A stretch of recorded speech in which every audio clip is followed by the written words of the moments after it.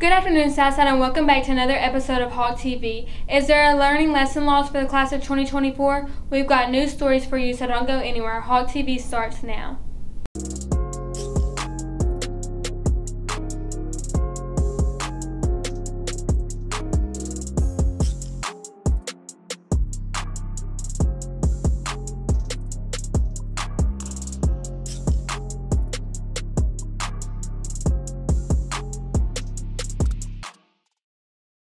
Thank you for joining us. I'm Lily Ramirez. We will begin this afternoon with learning loss being a big concern for the class of 2024. Hawk TV reporter Lily Calloway tells us what people had to say about it.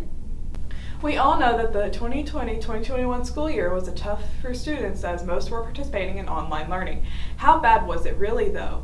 For the class of 2024, it was especially hard as they were the class transferring from middle school to high school, and as a result had the lowest passing rate with only 196 of the 247 students passing according to the superintendent.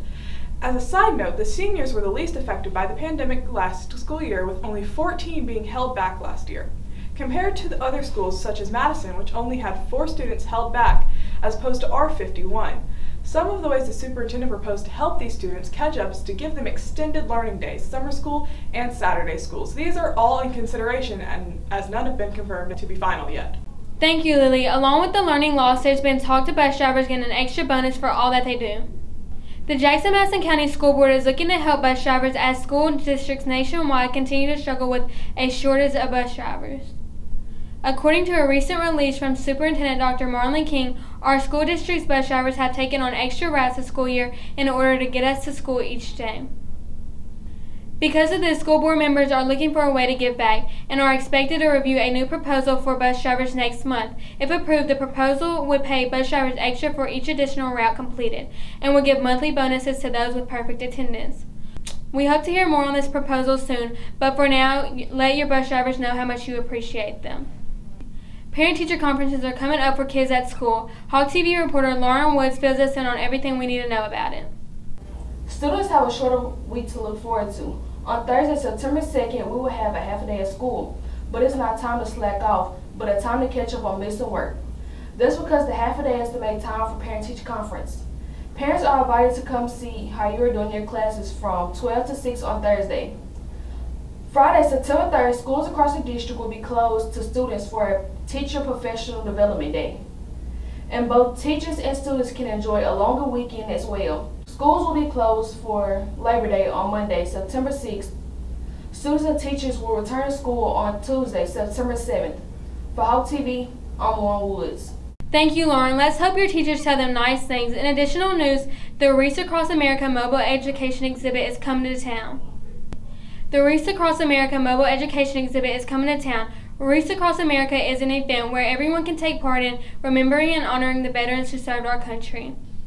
It takes place Friday, August 27th from 12 to 5 p.m. at the Carl Perkins Civic Center. Exhibit tours are free and open to the audience with social distancing and COVID-19 safety procedures in place. The Annette is hosting a play this weekend. The Henry Box Brown play is based on a 19th century Virginia slave who escaped freedom at the age of 33 by arranging to have himself mailed in a wooden crate in 1849 to abolitionists in Philadelphia, Pennsylvania. The performance is open to the public Thursday, August 28th at 6 p.m. Cost of tickets is $25. It's an interesting story and we hope you'll check it out. The announcement of masks becoming optional in school left many wondering what would happen. This week, a release from the superintendent's office gives us an answer. According to the release, the majority of schools, students, teachers, and staff are still wearing masks, but when you look at the breakdown, not all the schools are equal. The release shows that Southside is split down the middle with half wearing masks and half not.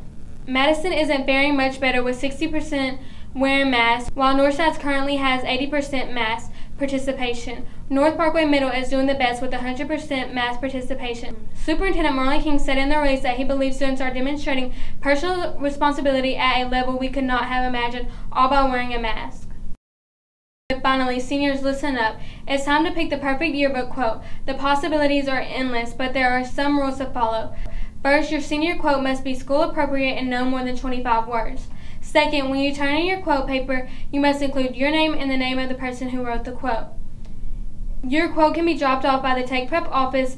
Just look for the quote box on the bench. Sadly, that was our last story of the day. That's all for this episode of Hawk TV. I'm Lily Ramirez. We hope you have a great weekend, and remember, it's a great day to be a Hawk.